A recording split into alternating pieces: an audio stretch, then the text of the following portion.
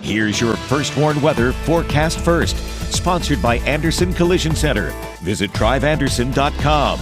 With a little bit more sunshine today, our temperature was able to make it to the 80-degree mark in Rockford. We're now sitting at 79 there, as well as 79 in Rochelle and in Janesville, Wisconsin, 78 in DeKalb, 77 right now in Monroe. We maintain that sunny sky, although you start to see a little bit more of that haze showing up as the sun gets lower and lower in the sky. A little bit of an increase in cloud cover going into the evening sight. We'll still maintain a partly cloudy sky, but with a little bit less in the way of cloud cover than we had last night. Our temperature dropping back down into the mid-50s, a little bit lower than where we were the night before. I'll let you know as we trend closer and closer to the weekend when we could see our next rain and storm chances and tell you of our temperature trends that feature a little bit of a roller coaster next week, coming up in your most trusted forecast a little later. A man accused of driving drunk causing a deadly crash says he did it. Reaction from the family of the mother and daughter killed. Plus, a woman who gave birth as a teen is now celebrating a major accomplishment, the full circle journey for Cherish Adams. And Rockford fifth graders are celebrated with a clap out, the send-off ceremony at Spring Creek Elementary. Live from WTVO 17, this is Eyewitness News at 5. Good evening, I'm Mimi Murphy. And I'm Wendell Edwards. We thank you for being here tonight. Noon tonight at 5, a Rockford man pleaded guilty to a 2021 crash that killed a woman and her 14-year-old daughter. 35-year-old Juan Arce entered his plea in Winnebago County Court today. He is now sentenced to 18 years for aggravated DUI causing 2 deaths and 12 for aggravated DUI causing great bodily harm, with both to be served concurrently. In 2019, Arce also pleaded guilty to driving under the influence in another case. In October of 2021, Arce ran through a red light at West State and Avon, crashing into the victim's car. 35-year-old Jerisha Goodwin was killed, with 2 of her kids seriously injured, 14-year-old Alani Henry and a 5-year-old boy. Alani died in the hospital a few days later. We spoke to the victim's family today in court. The happiest times of their life, it was ended like this, and it's, we, once again, when I say that our lives will never be the same, we are still grieving and still learning, trying to navigate through how to go on, live without them. Alana would have graduated from high school this year. Tomorrow, during East High School's commencement ceremony, there will be an empty chair in her honor. Investigators tonight are searching for answers in a deadly shooting of a young Chicago police officer. 38-year-old Krista Rivera is the first Chicago officer to die in the line of duty. She and a fellow officer were chasing a suspect in a Chicago neighborhood last night when this happened. The person ran into an apartment building. Rivera's partner chased after him. That's where there was an exchange of gunfire, and she was shot and killed. Chicago Police and the Civilian Office of Police Accountability are reviewing body cam footage and other evidence to determine how it happened. Today marks Chief Andre Sales' final day with the City of Beloit Police Department. You may recall he announced his resignation last month. He will soon now be taking the next steps in his career as Deputy Police Chief in Seattle, Washington. Beloit's Police and Fire Commission selected Beloit Assistant Chief Thomas Stigler to be Sales' temporary replacement. Stigler takes this new role starting tomorrow. He has been with Beloit Police since 2018. A woman who gave birth at the age of 15 is graduating with a nursing degree, all because of a nurse who inspired and helped her. Eyewitness reporter Tyler Sorensen spoke with Cherish Adams, now the mom of 3 and soon to be a nurse. And Tyler, why is she sharing her story tonight? Amy, becoming a nurse has always been a dream of Cherish's since that fateful day in 2004. And while she's been overwhelmed, she says this has truly become a full circle moment. Meet Cherish Adams, a soon-to-be nurse, an idea that sparked from when she gave birth to her eldest son at 15 years old and was thinking about giving him away. The day I had Alan, actually, I gave birth to him at home. Nobody actually had known I was pregnant. At the time, I didn't even know how far along I was or anything. The father took then newborn Alan to the Swedish American hospital in a shoebox, but Cherish came back visiting the baby every day, with her saying that time was the most terrified she has ever been in her life. When I finally did go up to the hospital, I just remember being really scared and very overwhelmed because, again, I hadn't told anyone anything about this, and now here's baby and trying to figure out all these things. The person she did tell was Jeannie Joseph, a nurse in the neonatal intensive care unit that was helping her son, and in turn helped Cherish too. She and I talked about how important it was that she stayed in school, that this does not mean that you have to give up on your dreams. You still can go to school, you still can graduate from high school, you still can go to college, and you can make the best life that you can for you and Alan. 21 years later, Cherish will graduate Saturday from Rasmussen University, Rockford, with an associate's degree in nursing. She is giving the credit to Nurse Jeannie, helping put her on this path through all the chaos and confusion. Honestly, it just makes me feel very excited and just very accomplished. On top of graduating from nursing school, I'm actually getting to take a position in the same hospital where Jeannie inspired me at. So it's really just a huge full circle moment all the way around. It certainly has been a journey, and Cherish is sharing her story to send a message of hope and inspiration that even on your scariest day can put you on your true path. Now, Cherish will also be speaking at her graduation on Saturday, telling her story and hoping to inspire others. Mimi. What a great story. All right, thanks for sharing that, Tyler. Today is the last day of school of the Rockford Public School year, and one RPS grade school gave its fifth graders a fond farewell.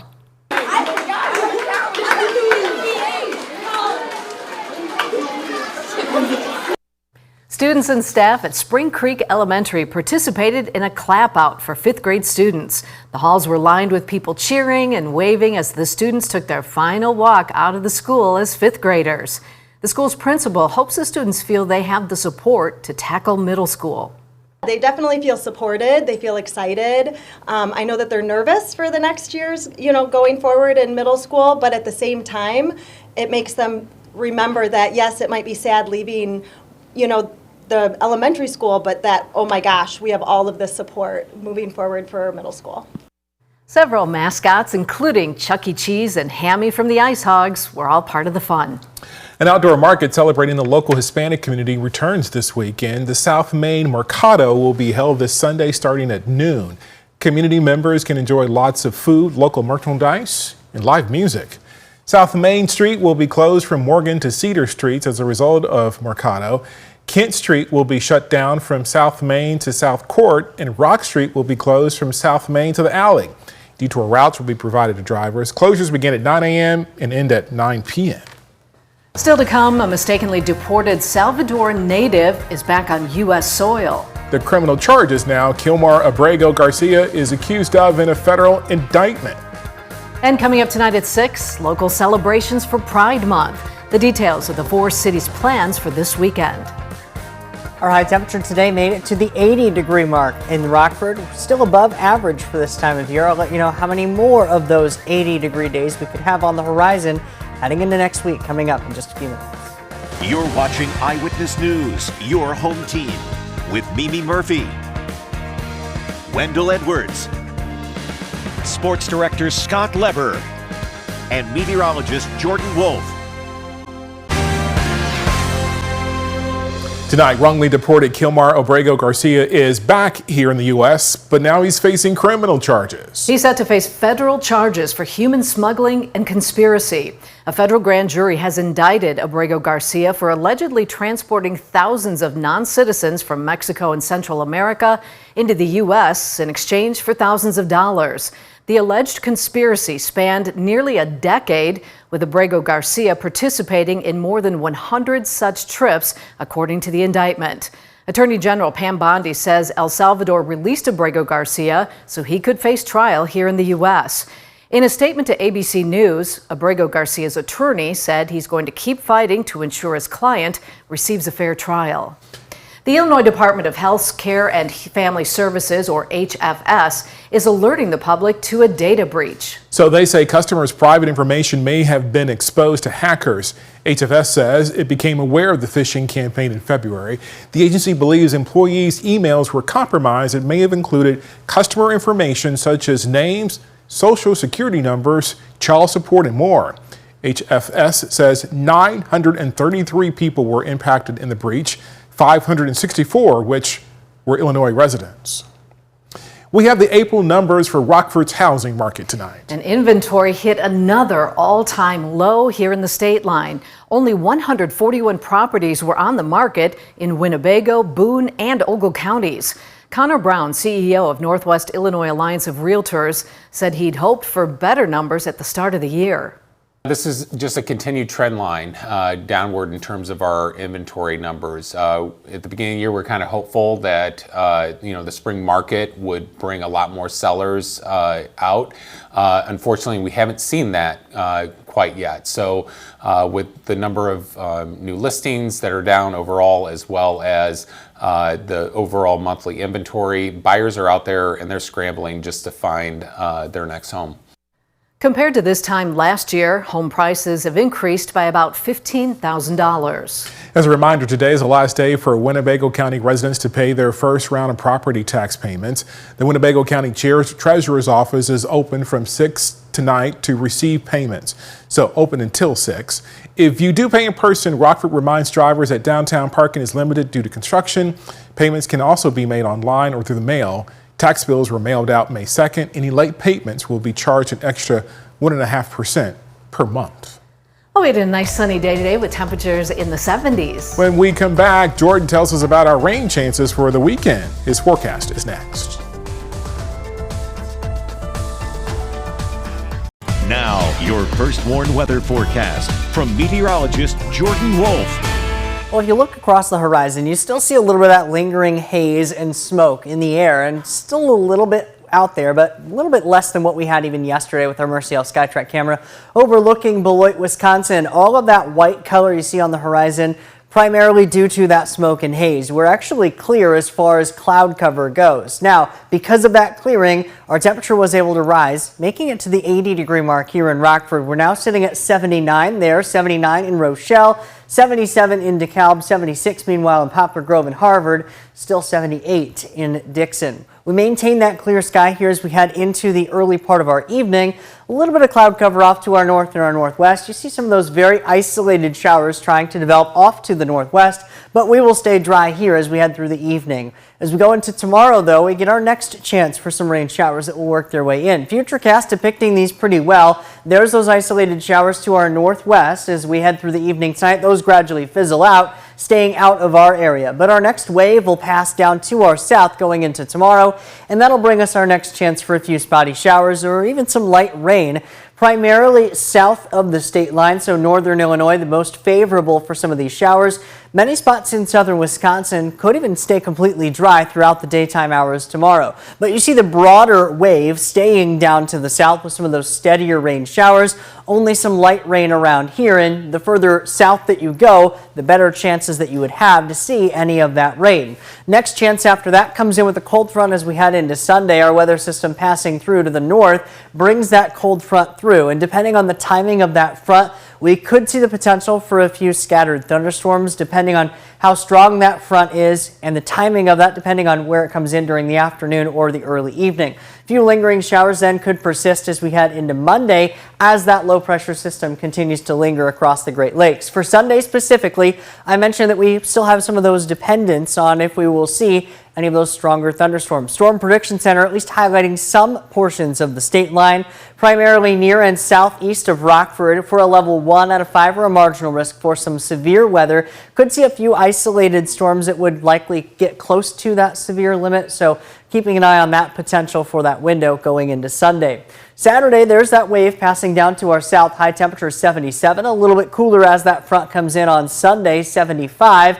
And then with that low pressure system lingering off the Great Lakes, we're down to 72 on Monday with a few of those isolated showers sticking around for that window as well. We will see a little bit of a cool down as that weather system passes over the Great Lakes. The influence of that troughing, notice, keeps a little bit of that cooler air mass in place. But once that pulls out, you see a quick rise in those temperatures. This warmer air mass settling in not only across the western United States, but also across a very broad region as well. And you can see that influence of that warmer air mass when you look ahead to our long-term pattern as well. The Climate Prediction Center forecasting above average temperatures as we head into the middle of the month of June. For night tonight, our temperature will dip back down to 54 degrees underneath a partly cloudy sky. Otherwise, a very calm night. Light winds out of the northeast, similar to last night, but less in the way of cloud cover allows us to drop a bit further. 77 for tomorrow, cloud cover on the increase. And our next chance for a few of those showers arrives as we head into the evening and definitely going into those late afternoon, early evening hours. 77 for Saturday, 75 Sunday. Cold front brings us down then to 72 on Monday, 74 Tuesday, but we dry out and we are back in the low 80s as we head into the middle of the week. Thank you, Jordan. Scott's next with sports. He'll fill us in on how 2 local softball teams did today at the state tournament in Peoria. Now sports with Sports Director Scott Lever. Softball teams from Dakota and North Boone reached the ultimate high school destination in the state, Peoria. That's where the state tournaments are held, and today both teams took the field for semifinal action. Dakota in 1A first, facing Leroy. Starting the second inning, Natalie Bartha comes up for Dakota, lifts a fly ball to right field that just keeps carrying.